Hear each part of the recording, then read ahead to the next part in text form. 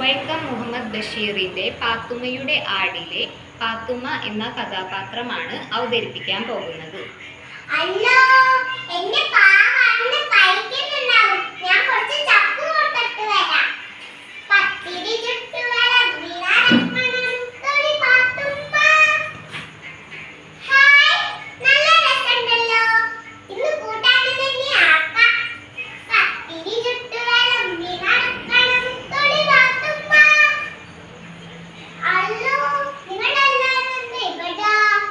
എന്റെ ആടി നിങ്ങളാരും കഞ്ഞിവെള്ളം കൊടുത്തിട്ടില്ല?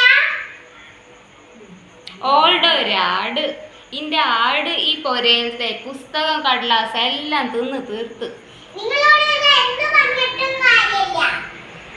ഇനി എന്റെ ആടിനെ പറ്റിയാൽ നിങ്ങൾ എന്റെ വഴിയെന്നെ വരില്ലേ?